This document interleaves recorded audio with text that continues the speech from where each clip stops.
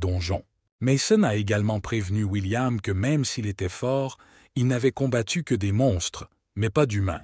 Il nota que les autres n'avaient combattu que des humains et qu'ils avaient donc plus d'expérience qu'eux deux réunis. William sourit, disant qu'il n'y avait pas lieu de s'inquiéter, et appelle Mason « capitaine » en plaisantant. Tout en continuant à sourire, William regarde attentivement Mason et lui propose de montrer un grand jeu à sa grande sœur. Avant le début du match, les tribunes débordaient de monde et de cris, car la présence des deux sauveurs faisait sensation. William a fait remarquer que même en apparence, il était clair où se trouvait l'équipe nationale, car les caractéristiques étaient différentes. Leur performance a été de 70 points en moyenne et leur moyenne de 60 points, ce qui leur confère une supériorité. William a demandé à Mason ce qui le guidait dans le recrutement des joueurs et on lui a répondu qu'il était important pour lui que les statistiques soient à peu près égales. Il s'agissait d'un type de sélection standard, sélectionner des joueurs de manière à ne pas recruter des éléments trop forts ou trop faibles dans l'équipe. Soudain, l'attention de William est attirée par un joueur à l'air arrogant qui ne semble pas du tout se soucier de ce qui se passe. William a fait remarquer que malgré son manque d'intérêt, il a d'assez bons paramètres, mais que la force mentale est complètement en dessous. En pensant au fait qu'il avait déjà une petite limite et qu'il n'en avait même pas développé la moitié, il a commencé à se sentir un peu mal à l'aise. Il a arraché William à ses réflexions en lui demandant, pas très poliment, pourquoi il le fixait, ce qui a amené William à se demander s'il le lui disait. Il lui a répondu qu'il le lui avait dit, se rappelant à quel point il l'agaçait encore pour diverses raisons. Il se souvient de l'avoir vu lors du match précédent entre la Corée et l'équipe américaine où il s'était comporté comme un idiot arrogant. Pendant qu'il réfléchissait et insultait William dans son esprit, ce dernier décida de changer de place avec son coéquipier pour être plus proche du gamin. En changeant de place, William demande immédiatement d'où vient ce type, car il voit bien qu'il ne l'aime pas. Il confirme qu'il n'aime pas William car il s'est montré très arrogant lors du match A, ce qui n'est pas du goût de tout le monde. Il ajouta également que cette arrogance était due au fait qu'il n'avait jamais participé à une bataille avant cet incident, mais William se contenta de rire. Voyant que, malgré ses arguments, on se moquait de lui, le garçon voulut s'indigner, mais William l'interrompit par une question. William demande en souriant qui est le père du jeune homme, ce à quoi ce dernier répond que son père est vice-président de l'association. Ils sont distraits de leur conversation par la voix d'un annonceur sur les haut-parleurs au-dessus de leur tête qui leur demande d'entrer dans l'arène. Lorsque William s'apprête à partir, le garçon l'interpelle et lui demande ce qu'il entend par cette question et ce qu'il sait de son père. William jeta paresseusement par-dessus son épaule que ce n'était pas grave. Il se demandait juste qui et comment il avait réussi à élever un tel idiot. Tandis que le jeune homme fait la moue d'indignation, William ajoute qu'il a du mal à respirer le même air que lui et qu'il déteste les arrogants. Il l'a cependant remercié vers la fin, car il a donné à William l'envie de gagner cette bataille et de mettre le gamin à terre. Lorsque le commentateur annonce l'entrée de William dans l'arène, les gradins se mettent à vibrer avec une vigueur et un volume renouvelés, ce qui n'est pas une surprise. Alors qu'il se dirige vers son siège, les commentateurs remarquent que le jour est enfin venu où ils verront William dans un combat surhumain. Même s'il s'agissait d'un match de charité, on pouvait voir de nombreuses personnes dans les tribunes, James Walker, Jake, Oliver et d'autres célébrités.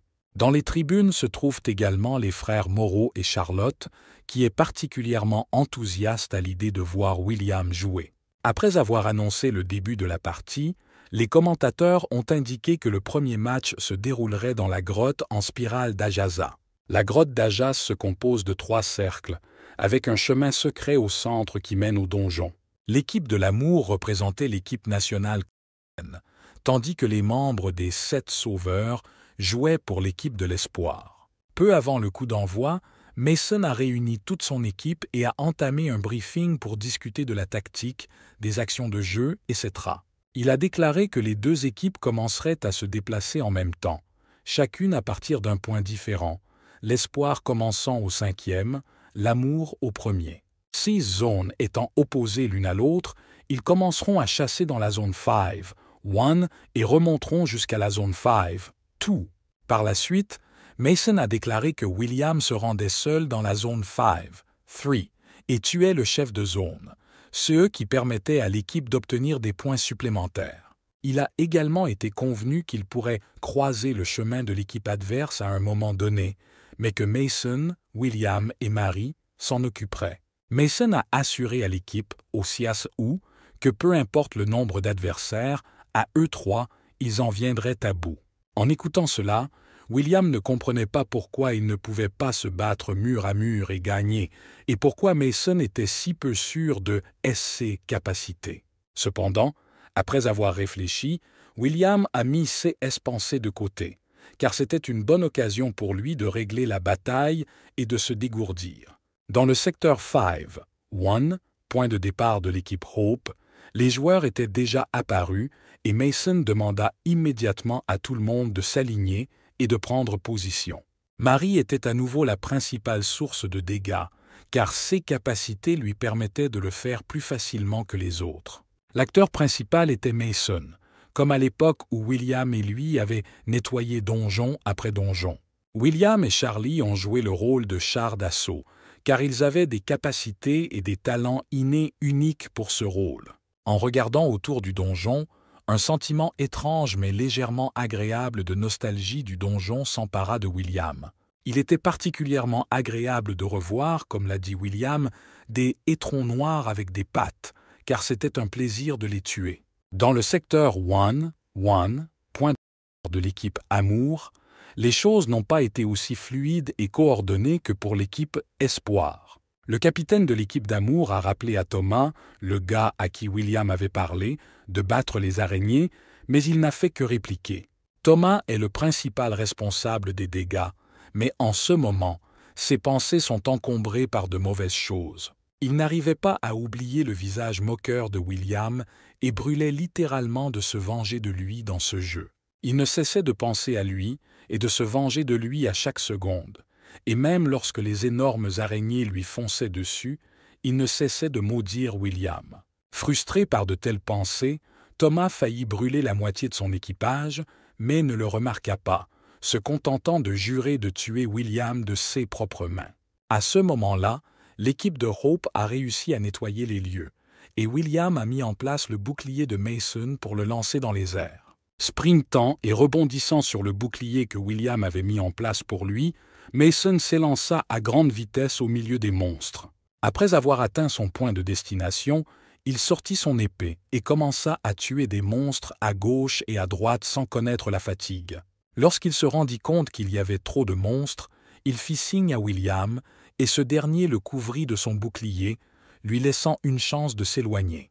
Les commentateurs de l'époque se sont émerveillés de leur travail d'équipe, parlant d'un véritable duo de 7 sauvetages. Au bout d'un moment, ils ont réussi à nettoyer la première zone grâce à un effort combiné, mais sans grande force. En regardant autour d'eux, William et Mason ont remarqué qu'il ne restait plus qu'un seul côté, et sans hésiter, ils s'y sont précipités. En observant la facilité et la maîtrise avec lesquelles ils nettoient les zones, Charlie a remarqué que ce match est plus facile que leur match habituel dans l'arène. Il admire également les compétences étonnantes de William, sans savoir s'il a toujours été aussi doué ou s'il a récemment fait un bond en avant. Après que William a fait un mouvement apparemment ordinaire mais qui a causé beaucoup de dégâts, Charlie a réalisé qu'il avait été témoin du fameux mouvement de William. Charlie se rendit compte qu'il ne devrait pas se refroidir et commença à remplir le bouclier d'aura, notant qu'il était inhabituel pour lui d'agir ainsi. Il se précipita lui aussi dans la bataille contre les araignées, mais garda toujours à l'esprit qu'il devait maintenant concentrer son aura sur son épée et son bouclier. C'était très difficile pour lui au début, car il n'avait jamais utilisé de bouclier auparavant, et maintenant il devait aussi le remplir d'aura lorsqu'il se défendait. En observant Charlie depuis la ligne de touche, William s'émerveille de l'énorme progrès qu'il a fait dans ses compétences de tank et dans la concentration de son aura. Après avoir regardé un peu plus longtemps, William décida lui aussi que se reposer était trop ennuyeux et commença à chercher de nouveaux monstres.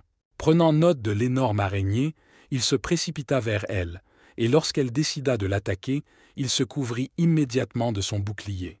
Dès que l'araignée s'est heurtée au bouclier, William a utilisé la même technique que Charlie, tuant l'araignée instantanément.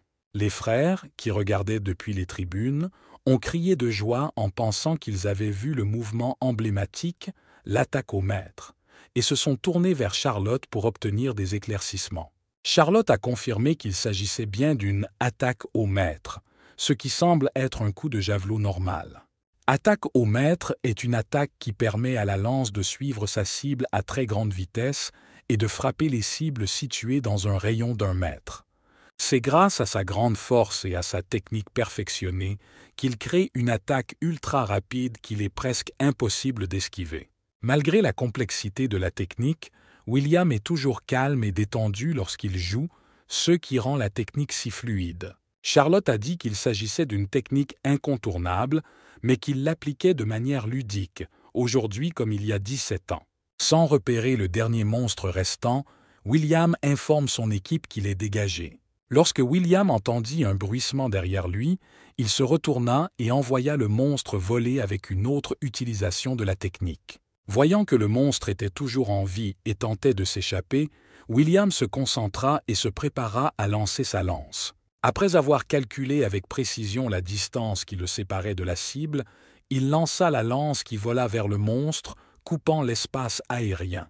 Lorsque la lance atteignit sa cible et acheva enfin ce monstre, William sourit joyeusement et dit qu'aucun monstre ne pourrait lui échapper. La zone étant entièrement nettoyée, Mason a rassemblé toute son équipe autour de lui pour faire l'éloge et annoncer le prochain plan d'action.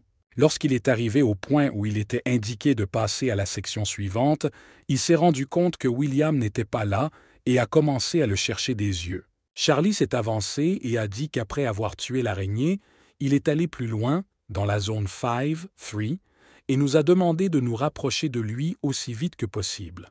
Mason expira avec irritation, affirmant que c'était la bonne décision de sa part, car il avait agi avec jugement. Après avoir réfléchi à la manière dont la situation pourrait évoluer, Mason a fait ses adieux et a conduit son équipe plus loin dans la section 5, 2. William avait quant à lui réussi à atteindre la zone 5, 3 et faisait face au boss de la zone, un énorme et impitoyable serpent. Debout devant, il ne savait même pas par où commencer. Il décida donc de saluer cet énorme mastodonte pour commencer et par décence. Ne bougeant toujours pas de son siège, William ajouta qu'il avait envie de le combattre depuis très longtemps et que le serpent commençait déjà à devenir agressif. Ignorant ces mouvements brusques, William ferma les yeux et commença à se concentrer pour le vaincre plus rapidement. Après être resté ainsi un moment de plus, William ouvrit les yeux, se mit en position défensive, serrant plus confortablement son arme et cria au serpent d'attaquer. Il ne fallut pas longtemps pour que le serpent revienne à lui et, sifflant d'abord sur tout l'espace du donjon, s'élance à l'assaut de William. William esquiva habilement la première attaque du serpent, glissant sur le sol sous son énorme corps, réagissant à l'attaque avec facilité. Une fois sous sa tête, William décida d'utiliser à nouveau sa technique et rassembla toute sa force dans sa main de lance. Dès qu'il a senti que le moment était venu, il a transpercé le cou du serpent avec sa lance, le faisant siffler de douleur dans tout le donjon. William tient fermement la lance dans ses mains et ne lâche pas, tout en réalisant clairement qu'il a gagné cette bataille. Au bout d'un moment, toute son équipe atteignit le donjon où William s'était apparemment lassé de les attendre. Ils le regardent en silence pendant que William leur dit qu'il pense qu'ils auront besoin de plus de temps pour s'éponger. William lui-même était assis sur le corps d'un serpent vaincu, la stupeur et le silence de son équipe étaient donc compréhensibles. William s'est rendu compte que plus on tue de monstres, plus on devient fort, et qu'on ne peut voir les changements qu'au bout d'un tour. C'est la prise de conscience de ce fait qui a motivé William à donner tout le reste à son équipe et à faire d'autres choses lui-même. Il se tourna vers Mason et Mary et leur dit de le suivre, ce à quoi ils répondirent par un signe de tête affirmatif. En les regardant attentivement une fois de plus, William se dit qu'il a trouvé le plan parfait et un sourire illumine son visage. Laissant aux autres combattants le soin de détruire les petits monstres, les 3 principaux membres de la Team Hope se lancent à la poursuite de la Team Love. William s'envola vers l'avant et pensa au fait qu'il avait réussi à vaincre le serpent en un seul coup, ce qui était un bon résultat. Il gardait également à l'esprit le fait qu'en tuant des monstres, il serait capable d'augmenter sa force dans la bataille. Le principal problème était que son aura actuelle était trop faible, ce qui déplaisait fortement à William. Il a été distrait de ses pensées par Mason, qui a dit qu'il serait bientôt dans l'équipe d'amour. Alors pourquoi William n'avait pas de plan? William répond qu'il a déjà vu un enfant comme Charlotte dans leur équipe. Il était aussi fort physiquement, mais clairement pas mentalement. Il a ajouté qu'il ne savait pas s'il ferait partie des joueurs présents, mais qu'en dernier recours, il trouverait une solution. Le capitaine de l'équipe de l'amour annonce qu'ils vont se séparer. 6 iront dans le secteur 11 et 5 dans le secteur 9. Après avoir fini de nettoyer le secteur actuel, ils ont suivi l'ordre du capitaine et se sont rapidement séparés. Tandis qu'ils se répartissaient tranquillement leur secteur, Thomas était une fois de plus négligent avec son pouvoir, ses pensées étant une fois de plus occupées par le fait de ne pas jouer le jeu. Il s'assura que grâce au point de chasse, son aura était déjà de couleur jaune, ce qui signifiait qu'il serait certainement capable de résister à William. Thomas était tellement plongé dans ses pensées concernant le combat contre William qu'il ignorait déjà les ordres de son capitaine d'équipe. Il vérifia son aura une fois de plus, se disant qu'avec cette aura, il l'écraserait facilement, et son tank eut à peine le temps de le protéger de la lance. La lance rebondit sur le bouclier et effleure tout de même un peu Thomas, ce qui le plonge dans la stupeur, car il ne sent pas du tout William. Après s'être remis du choc initial, ils ont tiré la sonnette d'alarme pour signaler qu'ils avaient été attaqués par une autre équipe. La deuxième partie de leur équipe voulait déjà arrêter de nettoyer et aller à leur secours, mais la deuxième partie de l'équipe de Hope est venue à eux.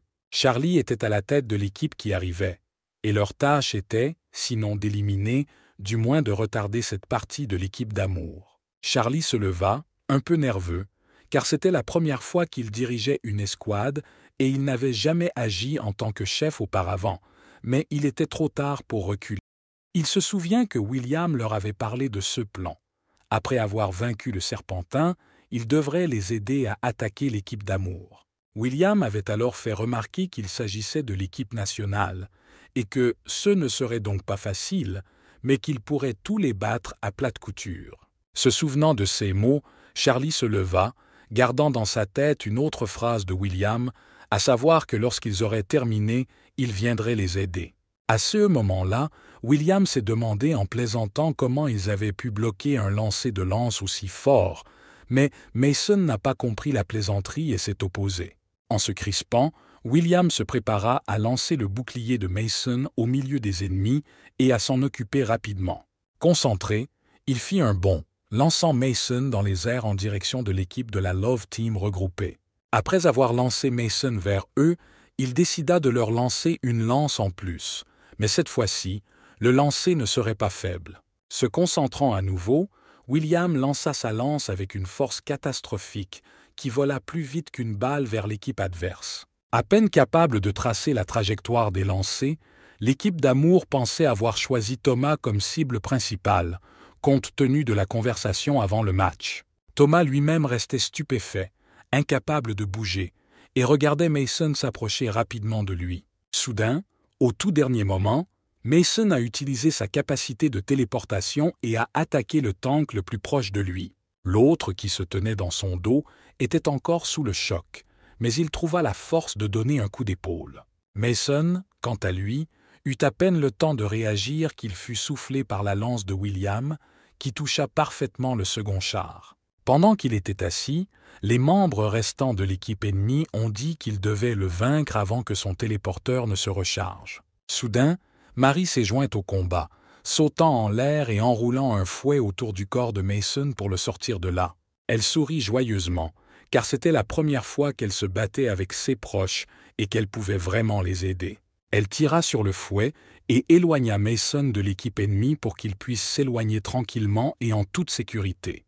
Mason est parvenu à rejoindre William sain et sauf grâce à l'aide de Marie et a utilisé la téléportation sur Marie pour la transporter jusqu'à eux également.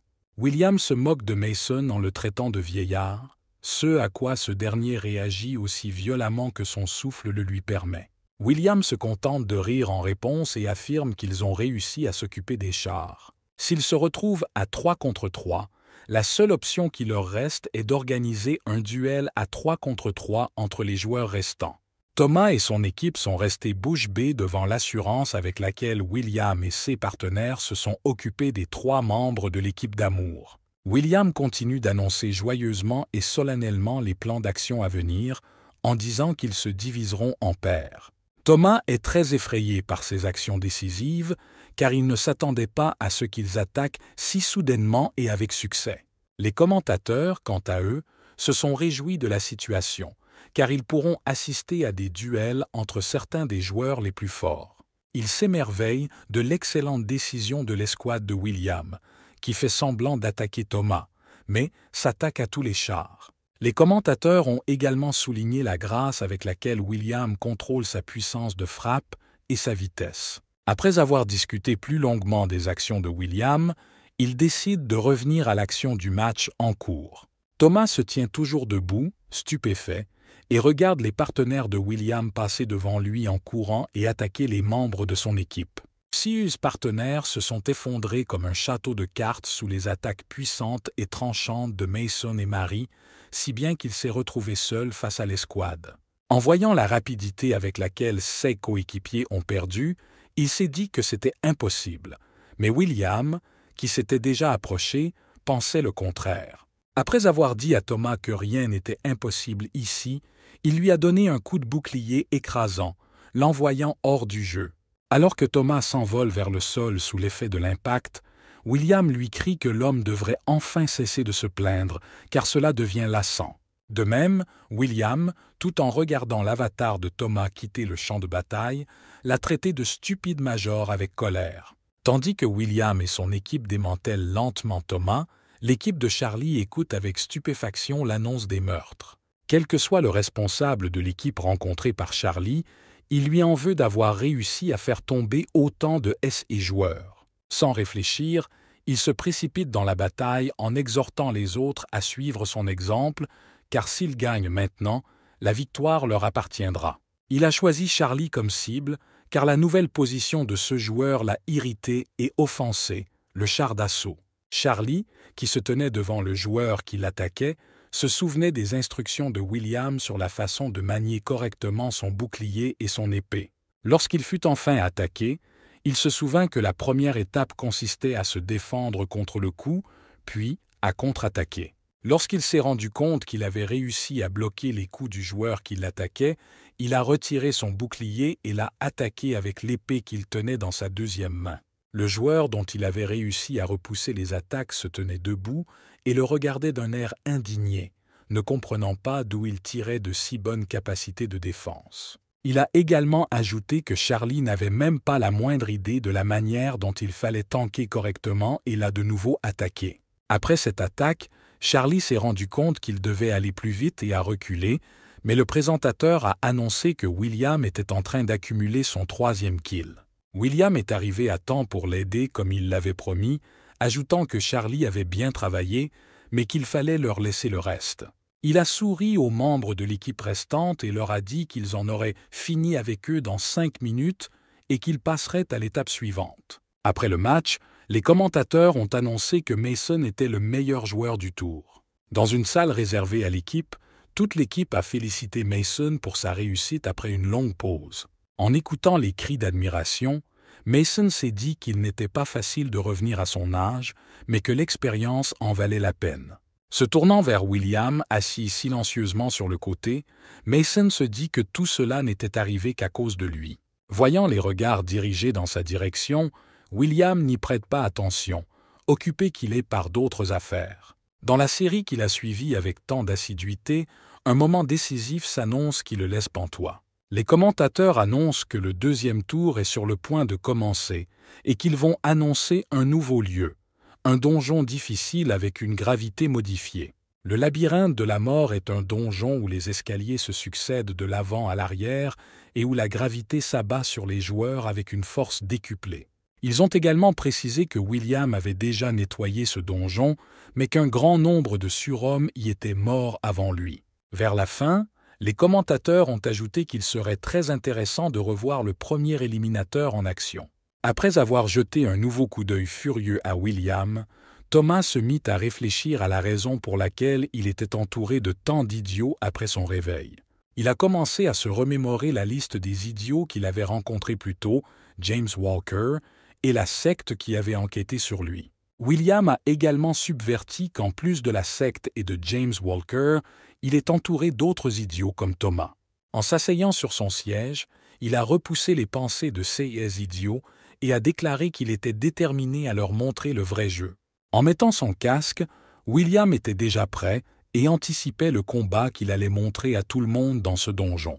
De plus, lorsqu'il s'est connecté au jeu, il a ajouté que même si ce combat sera formidable, il est bien plus effrayant que ce qu'ils auraient pu imaginer.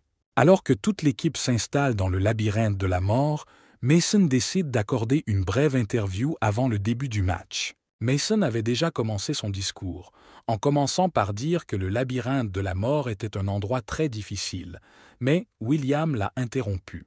Lorsque Mason a demandé à William ce qui se passait, ce dernier lui a dit qu'il allait continuer seul et qu'il le rattraperait plus tard. Après cette phrase, Mason a demandé à William s'il se souvenait de la façon dont le labyrinthe était organisé à l'époque du raid, ce à quoi il a répondu par l'affirmative.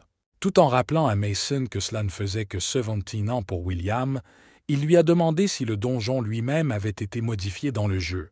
Mason répondit à la question de William en disant que les cachots n'avaient pas été modifiés et qu'il pouvait y aller, mais qu'il ne devait pas faire de bêtises. En plaisantant et en appelant Mason un grand-père, William a dit que ce serait bien puisqu'il a promis le spectacle et qu'il devrait juste attendre. Se souvenant approximativement de la disposition du donjon, il réalisa où commençait l'équipe d'amour et, de toutes ses forces, il s'élança dans cette direction. Marie demande à Mason s'il est sûr de pouvoir laisser William affronter seul toute l'équipe adverse à ce stade. Mason l'assure que même si William a l'air d'un fainéant, il a une grande expérience du combat, il est responsable et a un plan. En prononçant la dernière phrase, il se souvint du tempérament de William et pria une fois de plus un inconnu pour que William ait un plan cette fois-ci. Pendant qu'il restait là à s'inquiéter d'avoir un plan, William disséquait à son tour le donjon à une vitesse vertigineuse. Les monstres et les principaux adversaires des deux équipes dans ce lieu étaient des squelettes conçus dans le style des momies de vieilles tombes. S'arrêtant devant le premier groupe de ces monstres, il sourit en voyant que c'était la même chose que lorsqu'il défendait ce donjon. Après avoir regardé ces monstres un peu plus longtemps, William se précipita vers eux, criant joyeusement qu'il ne les avait pas vus depuis longtemps. William passait très rapidement d'un groupe de monstres à l'autre, sans en laisser un seul vivant derrière lui. Sa lance traversait l'espace de ce donjon très rapidement, et même l'altération de la gravité ne pouvait ralentir ses coups. Le bouclier n'était pas inactif non plus, et lui servait très bien à se frayer un chemin à travers les foules d'ennemis. Il utilisa son bouclier pour percer la foule de monstres et les disperser dans différentes directions. Son dernier obstacle avant le chemin qu'il avait choisi était 2 squelettes dont il s'est facilement débarrassé. En sautant dans l'immense fosse, il pensa que si 1 an s'était écoulé pour lui, pour les autres, 18 ans s'étaient écoulés depuis que ce donjon avait été nettoyé. William est à nouveau convaincu que la gravité est encore décuplée et qu'il sera difficile pour un nouvel arrivant de s'y habituer. En tombant, William calcula la distance et lança la lance pour la rattraper et éviter de tomber. Il a également souligné que si vous connaissez très bien ce donjon et que vous êtes habitué à la gravité, vous pouvez prendre un bon raccourci. Grâce au raccourcissement du chemin, il lui a littéralement fallu quelques minutes pour atteindre l'emplacement de l'équipe d'amour. Lorsqu'ils aperçoivent William, ils sont stupéfaits, car au début, cela ne fait même pas 10 minutes que le jeu a commencé et il les a déjà trouvés. Voyant la surprise sur leur visage, William leur a expliqué que dès le premier tour, il avait compris comment ils agiraient lors du second. Après leur avoir dit cela, il s'est tourné vers eux et leur a dit qu'ils étaient déjà morts puisqu'il avait lu leurs actions. Le capitaine de l'équipe d'amour sortit de sa stupeur et ordonna à tout le monde de se rassembler pour attaquer William maintenant. Il ajouta également que William n'avait évidemment pas pu venir seul et qu'il devait donc se diviser en groupes, l'encercler et l'attaquer. En les voyant s'agiter, William pensa qu'il se précipitait manifestement pour juger, car il était bel et bien seul. Il a également laissé entendre que le regroupement dans cette situation n'était pas une mauvaise solution, mais qu'il leur survivrait de toute façon. Décidant de jouer un peu avec eux, il activa sa capacité d'analyse de la vue pour évaluer la force de l'ennemi. Il a commencé à passer en revue les joueurs de l'équipe adverse avec sa capacité, mais il n'avait aucun moyen de trouver le bon.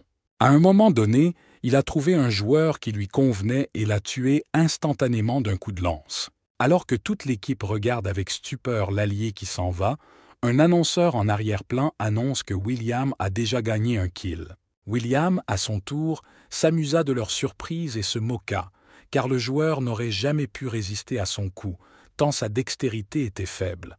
William regretta d'avoir gaspillé une lance, mais décida que les 3 restantes lui suffiraient et commença à fouiller l'équipe ennemie du regard. Ne les trouvant pas avec ses yeux, William comprit qu'il s'était caché et réalisa qu'il allait devoir monter à l'étage après tout. Pendant qu'il monte à l'étage, l'équipe ennemie en retraite se réunit à un moment donné pour discuter de la tactique à adopter. L'équipe, ainsi que le capitaine, se demandent comment il les a trouvés si rapidement, car cela ruine tout leur plan pour ce match. Lorsqu'on lui a dit qu'il était seul, le capitaine a objecté que ses partenaires se cachaient peut-être quelque part dans les environs et qu'il s'agissait d'un plan pour les distraire et les attaquer. Les commentateurs ont discuté le fait qu'après des mouvements aussi actifs, William s'est figé en un endroit et n'a pas bougé. William réalisa qu'étant donné leur vitesse et leur temps de fuite, ils étaient probablement en train de se cacher et de se tapir quelque part. Il a trouvé du regard le point qu'il allait atteindre, mais il a estimé que les chances étaient de 50-50th, bien qu'on ne puisse jamais savoir avant de l'avoir testé.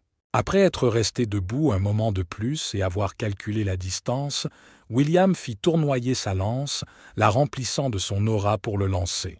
Criant dans le vide que l'amour doit revenir, William lança sa lance de toutes ses forces sur le point choisi précédemment. L'équipe d'Amour a pu repérer les lanciers qui volaient vers eux sous la forme d'un petit éclair, juste avant l'approche proprement dite. Alors qu'ils regardaient avec stupéfaction la lance transpercer leur allié, William était heureux d'avoir correctement déduit leur position. Le capitaine et le reste de l'équipe d'Amour fixaient la lance, incapables de comprendre comment William avait réussi à les trouver et à les frapper. Les commentateurs étaient eux aussi en état de choc et un peu stupéfaits de voir avec quelle précision William avait pu calculer l'emplacement et la frappe. Après que l'annonceur en arrière-plan ait annoncé que William avait obtenu son 2e kill, William était satisfait d'avoir deviné la position de son adversaire. William a également ajouté qu'ils avaient déjà mentionné que tout le monde assisterait ce jour-là au match le plus passionnant de l'histoire de la bataille des surhommes coréennes. Tandis que les commentateurs font l'éloge de William, l'équipe de l'Amour se tient toujours au milieu du terrain, regardant l'endroit où se trouvait leur allié plus tôt. Thomas s'emporte immédiatement, disant qu'il aurait dû attaquer immédiatement et qu'il pouvait en vaincre un. Mais que se passerait-il si 2 l'attaquaient en même temps? Comme Thomas continue d'être hystérique, le capitaine lui demande de se calmer en lui disant qu'il continue à les traquer tant qu'ils ne bougent pas. Il ajoute également qu'ils pourraient se séparer et partir en éclaireur, mais que ce serait trop peu et trop tard pour eux, ce à quoi Thomas s'oppose à nouveau. Pendant qu'ils se disputaient, William s'était déjà approché d'eux et les regardait se battre entre eux. Thomas a pu remarquer la présence de William, mais ne l'a pas laissé échapper, disant qu'il détestait toute son équipe et qu'il aurait été capable de redresser William lui-même. Lorsque le capitaine le contredit à nouveau, lui disant qu'il devait conserver son aura, puis faire équipe et attaquer d'un seul coup, il devint à nouveau furieux. Thomas dit que tous les membres de l'équipe lui interdisent tout et qu'il en a marre. Alors il va s'occuper de William lui-même et il lui lance une boule de feu. Thomas se tenait debout et regardait avec délectation une énorme flamme brûler à l'endroit où William se tenait auparavant. Il s'est levé et a nargué William, disant qu'il n'était pas le plus intelligent. Et il a lu en lui, comprenant qu'il apparaîtrait derrière lui. Soudain, la voix de William interrompit les railleries de Thomas, qui resta bouche bée en constatant que William avait survécu à l'attaque qu'il lui avait infligée. William demande à Thomas s'il croit vraiment qu'il l'a désarmé lui-même, car s'il avait vraiment voulu se cacher, il ne l'aurait jamais repéré. Après quelques remarques insultantes à l'égard de Thomas, William disparaît soudainement et l'équipe d'Amour le perd de vue. Thomas était encore stupéfait de voir que Guillaume avait bloqué son coup de poing avec une telle facilité, sans même l'esquiver. Le capitaine a remarqué que la force et l'aura de Thomas étaient d'un niveau élevé, même pour les grandes ligues, et il l'a donc placé dans la position du principal responsable des dégâts. Il dit à Thomas qu'il doit attraper William et qu'ils se sépareront en 2 groupes, dont l'un chassera les monstres. Il a déclaré que le deuxième groupe prétendait aller vers le nord et que, lorsqu'il les suivait, il le tuait. Le capitaine a également ajouté qu'avec les points gagnés lors de la chasse de la deuxième escouade, il serait sûrement en mesure de mettre William à terre. Les commentateurs ont estimé que l'équipe de l'Amour a commencé la chasse à William, mais il est peu probable qu'elle leur donne autant de facilité qu'ils le pensent. Ils ont ajouté qu'ils ne pensaient ainsi que parce que seul le chef des 7 sauveurs connaît le mieux le labyrinthe de la mort. William les observait alors à l'abri, mais, frustré par la vitesse à laquelle ils prenaient leurs décisions, il les a attaqués. Les commentateurs n'ont pas le temps de commenter les actions de William et crient qu'il a repéré la Love Team et qu'il se prépare à attaquer les 3 combattants. William atterrit en plein centre du petit groupe de 3 personnes, ce qui les fait se disperser dans différentes directions. En regardant autour de lui, William sourit et dit qu'ils ont une bonne idée, mais que leur plan est encore loin d'être parfait. En s'amusant à découper l'espace à côté d'eux, il a remarqué qu'ils étaient tous les 3 les principaux acteurs à infliger des dégâts. En les regardant une fois de plus, William leur a demandé s'ils étaient aussi faibles que le reste de l'équipe d'Amour ou non. Ne recevant aucune réponse à ces questions, William décida de passer aux choses sérieuses et s'attaqua à l'un d'entre eux. Le joueur qui l'a frappé n'a pas eu le temps de réagir à son mouvement, et bientôt, un annonceur en arrière-plan a annoncé que William en était déjà à son 3e meurtre. Après avoir éliminé le 3e joueur qui se trouvait sur son chemin, William chercha la prochaine cible à attaquer.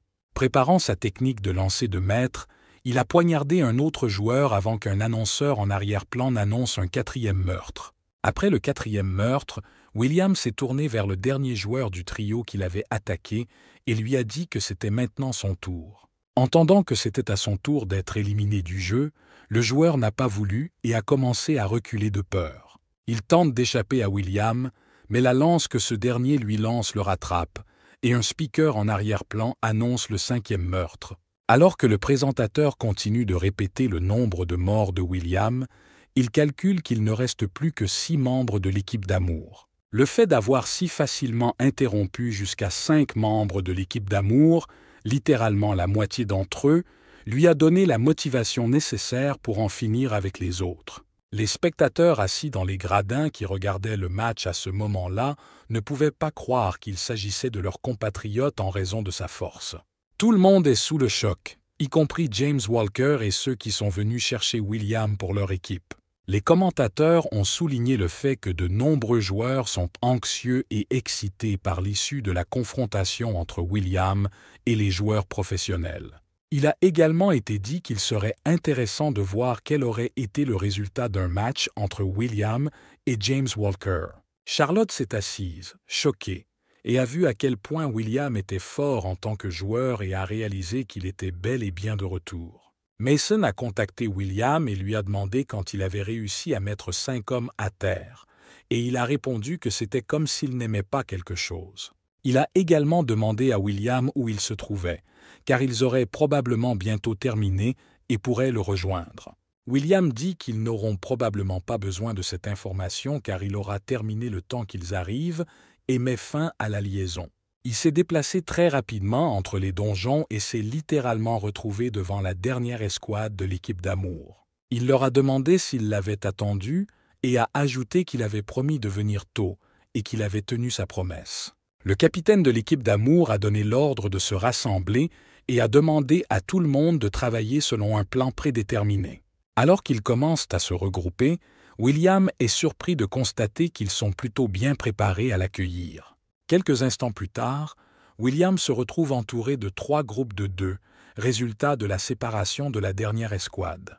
William sourit de leur tactique et pense qu'ils vont probablement l'attaquer avec toute la foule pour tenter de le neutraliser. Après avoir compris leur stratégie simple, il décida que, quels que soient leurs efforts, il s'occuperait d'eux tous, en commençant par le plus proche. Soudain, son adversaire a accéléré brusquement et a donné un coup de poing, ce qui était tout à fait inattendu pour William jusqu'à ce qu'il voie sa capacité. Malgré la surprise, William réussit à bloquer le coup, notant que sa capacité était plutôt bonne. William fait remarquer que c'est le seul de ses adversaires qui peut accélérer autant, mais il ne comprend pas pourquoi il a si peu de résultats. En le frappant, William fut agréablement surpris de pouvoir esquiver sa première attaque, qui était assez rapide. William a également ajouté que même s'il est rapide, il ne peut pas éviter la défaite parce qu'il ne calcule pas ses actions à l'avance. William le poignarde et l'envoie voler tandis que le présentateur annonce en arrière-plan le 6e meurtre que William a déjà commis. Le joueur de la Love Team se tourne craintivement vers Thomas et lui ordonne d'utiliser son Fire Blast pour arrêter William. Thomas ne s'offusque pas, mais utilise son pouvoir en lançant plusieurs boules de feu sur William. S'extirpant de la fumée, le joueur de l'équipe d'Amour a crié à Thomas de l'aider à localiser William, qui était introuvable. William étant introuvable, ce joueur a crié d'impuissance et a couru dans la fumée créée par les boules de feu de Thomas. Après qu'il a couru dans la fumée, le silence s'est installé sur le terrain, car on ne pouvait absolument rien entendre, ni le joueur, ni William. Après quelques instants, la fumée se dissipe et le corps du joueur déjà mort s'envole, illuminant d'un éclair la silhouette de William. Alors que le speaker annonce que William a déjà tué 7 fois, le capitaine de l'équipe et Thomas n'en croient pas leurs yeux. William s'est contenté de les regarder fixement, leur faisant comprendre qu'il ne leur accorderait aucune pitié dans ce jeu. Alors qu'ils restaient là à le regarder disperser facilement tous les membres de leur équipe, il réussit à se faire tuer 2 fois de plus. Lorsqu'il a fini de s'occuper du reste de l'équipe d'Amour, il n'en reste plus que 2, le capitaine et Thomas. William se tourne vers eux et pose joyeusement la question rhétorique de savoir s'ils vont attaquer à 2 contre 1. Ils n'ont pas répondu à sa question et sont restés choqués par le fait que même lors du match contre les Français, la situation n'était pas aussi grave. Pendant qu'ils restaient là, incapables de savoir quoi faire, William analysait leurs capacités avec sa capacité vue analytique. Il remarqua que les statistiques du capitaine n'étaient pas mauvaises, mais que son super-pouvoir était médiocre, car beaucoup de gens avaient des auras bien plus grandes que la sienne. Le capitaine a déjà épuisé toutes les stratégies qu'il pouvait utiliser pour vaincre William. Aussi se tourne-t-il vers Thomas pour lui demander conseil. William est scandalisé que le capitaine lui ait manqué de respect en lui tournant le dos et l'abat d'un seul coup.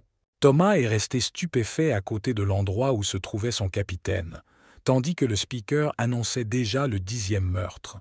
Thomas reste debout, stupéfait, tandis que Guillaume se tourne vers lui d'un air moqueur, continuant à l'humilier à chacune de ses phrases. Lorsque Thomas retrouve sa capacité de mouvement, il commence à tituber en arrière, comptant sur une force inconnue et sur le salut. Alors qu'il continuait à supplier William d'arrêter, celui-ci avait déjà fait passer son bouclier au-dessus de sa tête et lui avait offert la mort. Le visage de Thomas perdit sa forme naturelle sous l'effet de la force du coup que William donna avec son bouclier. Les restes du corps de Thomas ornent magnifiquement le mur du cachot après la balançoire de William, tandis que le speaker annonce déjà le 11e meurtre.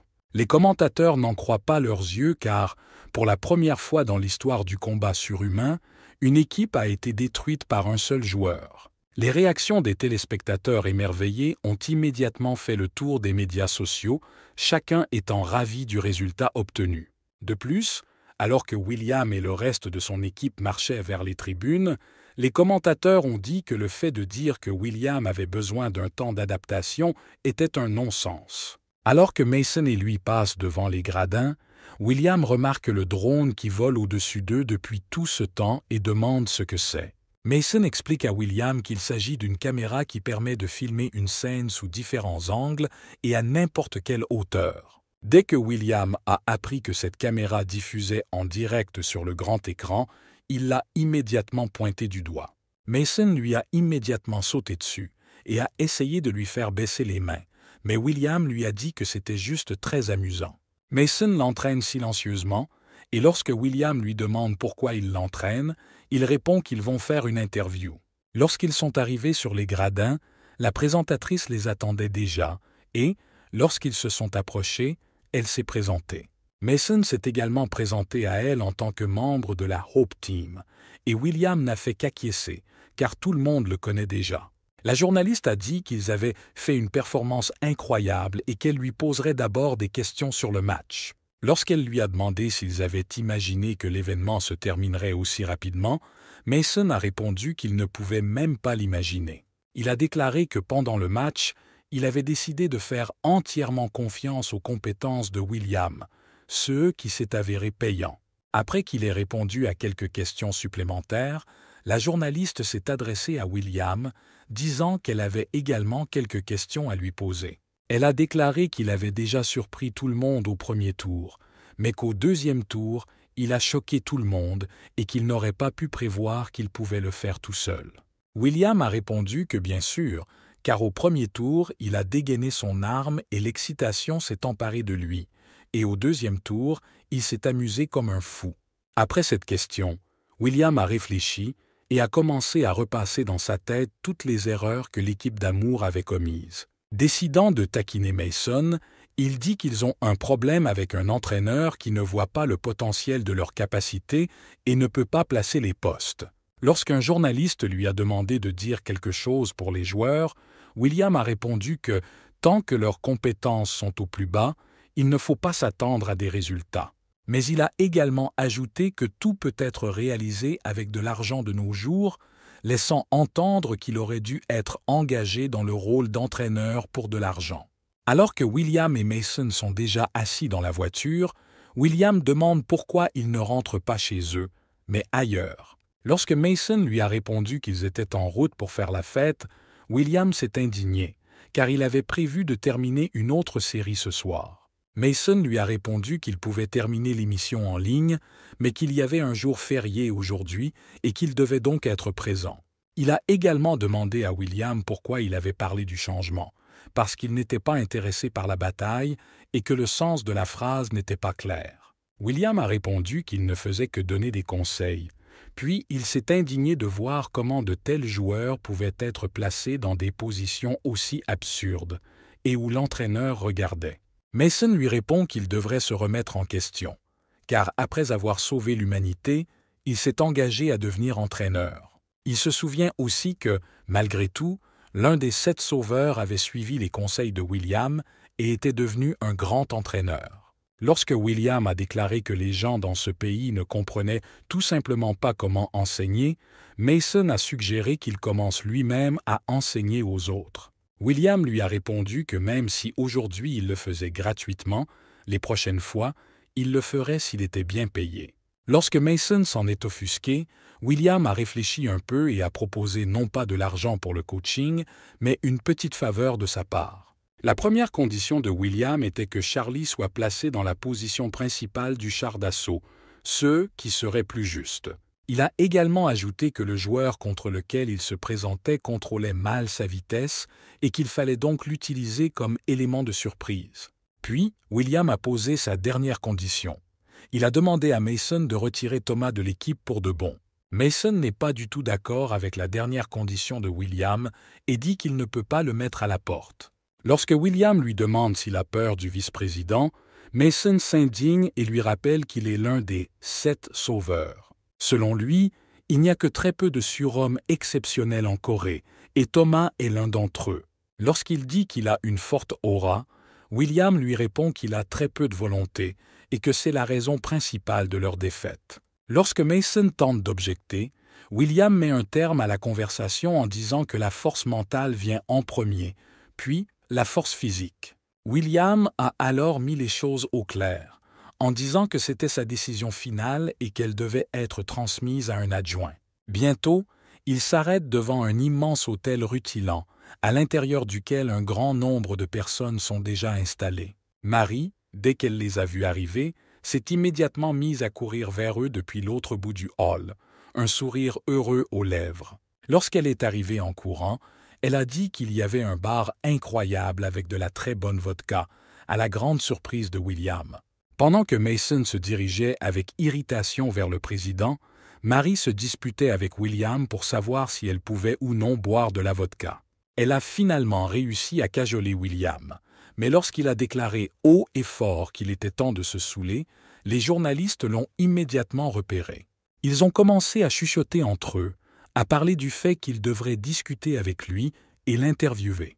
Oliver était sur le point d'aller parler à William, mais son compagnon l'en a empêché, disant qu'il y avait trop de journalistes. Elle a également ajouté qu'il était peu probable qu'il accepte de signer un contrat tout de suite et qu'il devait être prudent. Mais alors qu'il flânait déjà, un autre l'a approché. Celui qui précédait Oliver était Jake. Il s'est approché de William et a immédiatement attiré son attention sur lui. Lorsqu'il s'est approché, William a été surpris qu'il soit arrivé ici et qu'il veuille maintenant lui parler de quelque chose. Alors qu'ils discutaient de divers sujets, Oliver se tenait à l'écart et était furieux que Jake ait réussi à le devancer. Après avoir réfléchi à la situation, Oliver s'est rendu compte que Jake ne pouvait en aucun cas ramener William chez lui. Oliver a pris en compte le fait que William n'est pas comme les autres joueurs et que s'il ne peut pas comprendre les sentiments de William, Jake ne le peut pas non plus. Jake termine alors sa conversation avec William et tend finalement sa carte en prétextant qu'il doit l'appeler. Marie est surprise que William connaisse l'anglais, lui qui n'a fait que courir dans divers donjons depuis l'âge de 13 ans. Lorsqu'elle a dit qu'elle pensait qu'il ne connaissait pas l'anglais, William a commencé à se moquer d'elle, la traitant de petite fille idiote. Quand Oliver fut sûr que Jake s'était éloigné de William, il décida qu'il allait lui parler et se dirigea vers lui. Oliver se dirige déjà dans sa direction et appelle même William, mais il est à nouveau battu, cette fois par les deux frères qui dirigent le club. Ils ont couru joyeusement vers William et lui ont demandé s'ils pouvaient avoir une conversation en anglais entre eux. Lorsque William soupire de fatigue et leur répond qu'il connaît aussi très bien le français, ils s'en réjouissent. Lorsqu'il lui a demandé s'il possédait un club, Marie lui a expliqué qu'il possédait le meilleur club du monde. Elle a également précisé que Mike Bernard est également membre de leur club et qu'il est l'un des 3 meilleurs joueurs au monde. Quand William a compris ce qui se passait, il a demandé aux deux frères s'ils allaient l'inviter dans leur club puisqu'ils étaient venus le voir. Lorsqu'ils lui ont dit qu'ils n'allaient pas l'inviter dans leur club, il a été surpris et ils lui ont expliqué qu'ils savaient qu'il refuserait. Ils ont dit que ce serait certainement un grand honneur de le voir rejoindre leur club, mais qu'il n'était là que pour Marie. William est content qu'ils ne l'invitent pas dans leur club et demande à Marie si elle va rejoindre leur club. Elle s'est immédiatement mise à les acclamer et à les remercier en plusieurs langues, si bien que William lui a demandé de se calmer. Au cas où, William leur a redemandé s'ils étaient vraiment là pour l'attraper elle et pas lui, mais ils ont répondu qu'ils ne mentiraient pas à un héros. Ils ont dit qu'ils n'étaient pas intéressés par un rôle de soutien, mais elle a pu libérer ses talents lorsqu'elle a pris la place de la joueuse principale pour faire des dégâts. Ils ont également ajouté qu'ils pensaient que Marie serait un excellent complément à l'équipe après quelques entraînements. Ils ont également mentionné, juste au cas où, que si William s'installait également chez eux, ce serait tout simplement génial, et cela formerait une équipe de rêve. William ne les a pas contrariés et a dit qu'il réfléchirait à leur offre, en échange de quoi ils lui ont promis le meilleur contrat possible. Lorsqu'il s'est étonné qu'ils aient des portefeuilles aussi garnis, ils lui ont répondu qu'il n'y avait aucune raison de ne pas dépenser pour un tel joueur. Ils ont également précisé qu'ils étaient des fans de longue date de William et qu'ils voulaient lui offrir une arme à feu et lui demander s'il était d'accord avec une telle chose, ce que William n'a pas refusé. Ils l'ont remercié d'avoir accepté de leur parler et de réfléchir à leurs propositions et n'ont pas osé le distraire davantage. Ils s'enfuirent aussi vite qu'ils étaient venus et, après leur départ, William fit remarquer qu'il s'agissait de diables. William dit qu'il est très fatigué de ces conversations et qu'il préférerait rentrer chez lui, mais Marie est très intéressée par ce qu'ils lui ont dit. Il l'a ignoré et a dit qu'il prendrait quelques verres avant de rentrer à la maison, et Marie essayait toujours d'obtenir une réponse de sa part. Lorsque William entend une voix derrière lui, il réagit de manière très agacée car il est très fatigué de parler. Il se retourna inculte et impoli envers celui qui l'avait appelé et demanda qui avait osé le distraire. L'homme qui l'a attiré s'est présenté comme le secrétaire de la Maison Bleue, et William s'est demandé ce que la Maison Bleue attendait de lui. Lorsqu'il demande à William s'il connaît le système de mérite, William précise qu'il s'agit du système censé fournir des surhommes après la fin de la guerre. Lorsqu'il a dit que c'était un mensonge complet, on lui a répondu que ce n'était pas un mensonge et que, comme cela faisait 17 ans, il avait été affecté au niveau 1. Lorsque William lui a demandé ce qu'il y avait de drôle, il lui a répondu qu'il devait tout rembourser pour les 17 années d'absence. Il a ensuite fait quelques calculs et a annoncé à William que s'il devait donner des chiffres précis, il s'agissait de 2,5 milliards de wons. Après cette conversation, William s'est levé et a repassé la conversation dans sa tête une fois de plus, réfléchissant à la manière de dépenser l'argent. Il a également tenu compte de l'argent que James Walker lui avait transféré et Marie lui a demandé ce qu'il faisait. William entendit à nouveau des pas derrière lui et se prépara à une nouvelle conversation qu'il n'avait vraiment pas envie d'avoir. L'homme qui l'a abordé s'est présenté comme Oliver Pellman, un agent de l'Association des surhommes des États-Unis. William a rapidement compris où cela menait et a déclaré qu'il ne voulait travailler nulle part et qu'il n'accepterait aucune offre en ce sens. Oliver tente de se sortir de la situation et dit qu'il n'a qu'une chose à offrir et que William doit l'entendre. Il lui a dit qu'il ne comprenait pas bien le monde qui était nouveau pour lui et que même s'il l'avait sauvé une fois, 17 ans s'étaient écoulés depuis. Après cette phrase, il dit à William que l'affaire pourrait être réglée à l'avenir, et William lui demande ce qu'il veut dire. Il a déclaré que William comprendrait bientôt sa place ici, rencontrerait de nouvelles personnes, définirait ses objectifs dans la vie et serait en mesure de faire partie du nouveau monde. Oliver a également ajouté qu'il ne devait pas trop s'inquiéter et que si tout se passait comme il l'avait dit, il serait heureux qu'il l'appelle. Après avoir pris congé de William, il a demandé à sa compagne s'il avait dit des bêtises et elle lui a répondu que c'était le CS par endroit. En regardant la carte de visite qu'Oliver lui avait donnée, William pensait qu'il était plutôt bizarre et qu'il avait l'air un peu idiot. Marie dit qu'Oliver est l'un des meilleurs agents des États-Unis qui travaillent avec les surhommes et qu'on l'appelle le fantôme de l'argent. Après qu'elle lui a dit qu'il avait emmené avec lui un grand nombre de surhommes coréens, William a déclaré qu'il n'y avait pas un mot sur l'argent. Elle a également déclaré qu'Oliver avait demandé son père en mariage et qu'il y avait beaucoup d'argent qui circulait. L'animateur a rapidement annoncé le début d'un dîner de charité en l'honneur du récent match. Il a également demandé que soit présentée la personne chargée de la collecte de fonds et celle qui a fait le don le plus important. Après l'annonce de son nom par le présentateur, William a été quelque peu choqué, car il ne s'attendait pas à avoir fait le don le plus important.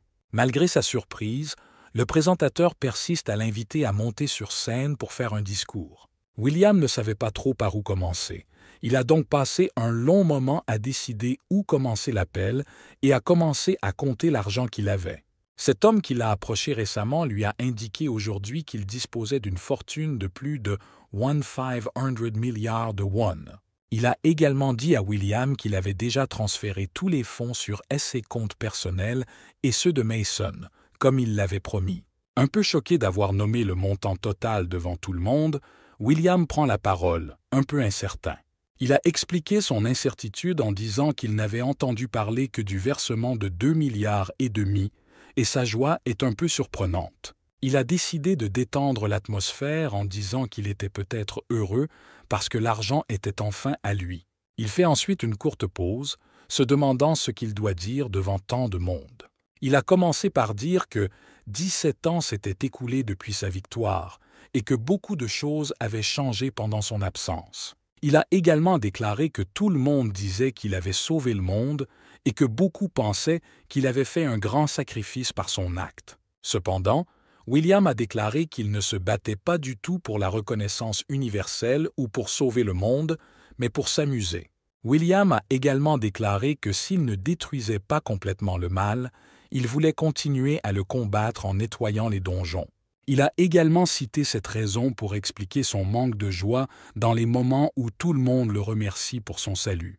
Ce dont William était particulièrement fier, c'est que les enfants qu'il pouvait aider avec cet argent avaient une chance de grandir. Il a déclaré que la possibilité pour ces et ses enfants de devenir des êtres humains décents lui était plus précieuse que de sauver le monde et qu'il y aurait moins d'enfants malheureux. Alors que William descendait de scène, le présentateur l'a remercié pour son discours et était déjà passé à l'étape suivante. En descendant de l'estrade, William entend une voix familière lui dire qu'il a tout plié très mal dans son discours. George a demandé à William s'il essayait de compenser son comportement par de l'argent, ce à quoi il a répondu que la vie était ainsi faite. George lui répond que ce n'est pas une excuse et qu'il est né comme un enfant à problème. Après que William lui a demandé ce qu'il voulait, George lui a demandé s'il était nécessaire de traiter l'équipe nationale avec autant de sévérité. Il a également ajouté qu'il était tout simplement horrible de se comporter de la sorte lors d'un match de charité et que la Korean Battlefield Major League était désormais devenue un terrain de jeu. Lorsque William a demandé ce qui se passait, George a paniqué et a demandé qui était la raison pour laquelle le gouvernement pensait que les surhommes étaient des monstres à forme humaine. Lorsque William lui demande s'il est à l'origine de tout cela, George confirme ses propos en rappelant la situation avec les journalistes. Il a également dit que William avait ruiné la réputation de tous les surhommes, mais William a dit que tout le monde avait commencé le premier. George s'est un peu calmé et a dit qu'il n'était pas venu uniquement pour cette raison, et qu'il y avait un autre problème. William pourrait rejoindre l'équipe nationale en tant qu'entraîneur. Après que George a dit que l'argent ne serait pas un problème non plus, William a poliment décliné son offre.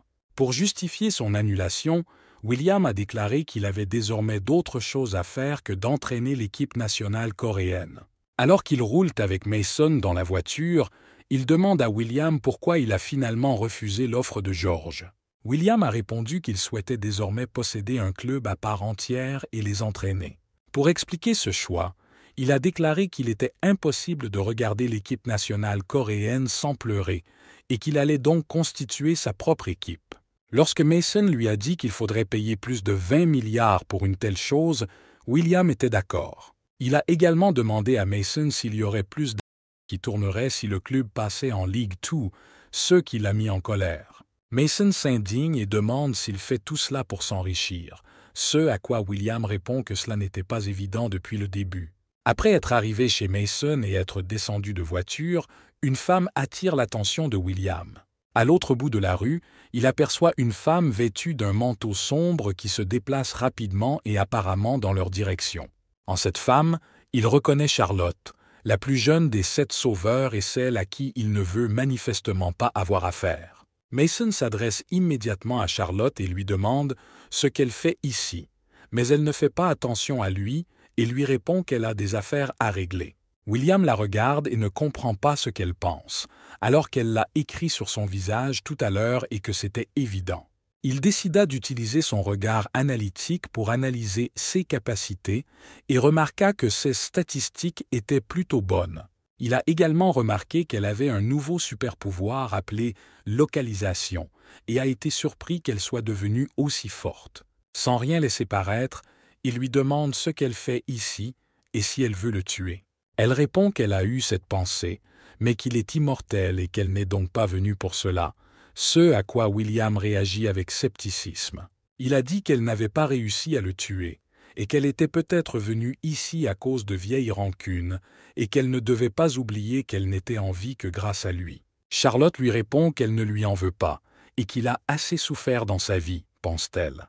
William s'étonne qu'elle soit sortie de sa vie et lui demande ce qu'elle voulait alors. Il fut surpris d'entendre qu'elle voulait seulement s'assurer qu'il était vraiment de retour, car ce n'était clairement pas ce qu'il s'attendait à entendre. Après qu'elle lui a dit qu'elle était sûre et qu'elle lui a dit au revoir, il est resté debout, en état de choc, ne réalisant pas ce qui se passait.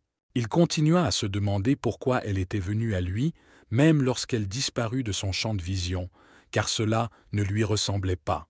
Elle regarde William une dernière fois et se souvient de ses activités aux 7 sauveurs. Elle se souvient que William l'a réprimandée, lui a demandé si elle était prête à réagir si tout s'écroulait à cause d'elle. Elle est restée assise, pleurant, se plaignant d'être fatiguée, disant qu'elle voulait rentrer chez elle et qu'elle en avait assez. Assise en train de gémir, Elle ne remarque pas l'énorme monstre qui arrive derrière elle, prêt à lui porter le coup fatal. Charlotte pensa à utiliser le rayon extincteur, mais n'eut manifestement pas le temps de s'en servir. Elle n'arrivait pas à se concentrer, fuir était déjà inutile, elle a donc accepté sa mort. En fermant les yeux, elle entend quelques instants plus tard la voix de William qui lui dit qu'elle n'en est même pas capable. William la prit dans ses bras et le monstre vaincu tomba dans son dos tandis qu'il la regardait. Charlotte est tout simplement stupéfaite par la beauté de William, qui tente de lui faire répondre à la question de savoir si elle est en un seul morceau. C'est pour cette raison qu'elle était tombée amoureuse de lui à ce moment-là, qu'elle était venue ce soir-là pour constater qu'il était bien de retour. Le lendemain, après avoir consulté son compte, William pense déjà au club qu'il va acheter.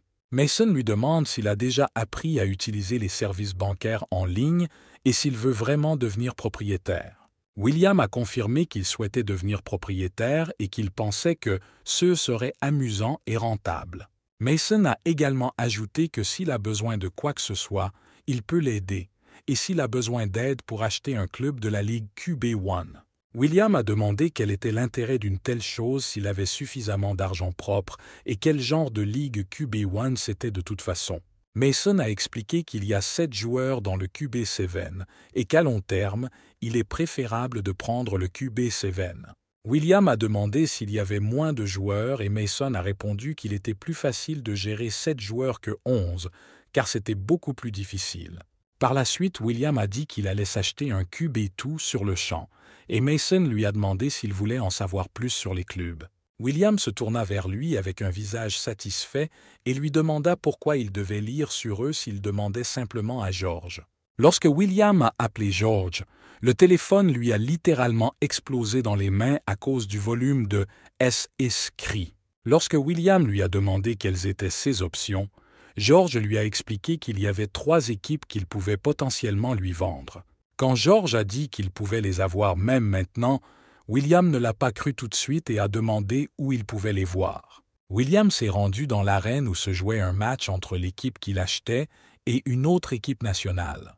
Les supporters dans les gradins encourageaient la mauvaise équipe que William allait acheter, et apparemment ils lui rendaient justice. De nombreux badauds regardent William, qui s'est enveloppé de tout ce qu'il pouvait pour ne pas être reconnu, d'un air interrogateur. William n'a pas prêté attention au fait que les gens commençaient à se détacher de lui, car il avait les yeux rivés sur l'équipe qu'il était en train d'acheter. Lorsqu'ils ont commencé à appeler les équipes qui allaient jouer, l'équipe qui allait acheter William n'était manifestement pas sûre d'elle. Il a remarqué que l'un d'entre eux avait de belles caractéristiques, mais qu'il était un peu trop léthargique. Après que le public a crié « Allez, allez, allez » sans arrêt, William a commencé à s'offusquer du fait qu'il n'arrêtait pas de le faire. Un autre membre de l'équipe qu'il achetait a été attiré par lui et il l'a analysé avec son œil analytique. William se demande comment, avec ses attributs physiques, il a été placé dans la position d'un joueur de soutien. En regardant sa super force qui lui permettait d'ériger une barrière protectrice, il se dit que c'était probablement à cause d'elle. Mais il a ensuite regardé ses statistiques et a remarqué qu'en raison de leur avantage élevé, il pouvait être un bon contributeur de dégâts. Il ne pensait manifestement pas voir quelque chose comme ça ici, car il a juste besoin d'être entraîné correctement et peut être lâché dans la bataille. Son attention fut alors attirée par un autre joueur dont les statistiques de force et de volonté avoisinaient les 90, ceux qui étaient élevés. Notant sa super force qui lui permet d'augmenter sa vitesse, sa force et son agilité, William a noté que cela pourrait être utile aussi. En regardant le reste de l'équipe, il s'est rendu compte que personne d'autre ne sortait du lot et que seul CS2-là pouvait être utilisé de quelque manière que ce soit. En regardant le banc où sont assis les joueurs remplaçants et en consultant les statistiques, il se demande comment l'un d'entre eux a pu se trouver là. Son attention est attirée par une jeune fille rousse qui se tient debout et encourage son équipe et dont les statistiques sont nettement supérieures à celles de SS coéquipiers.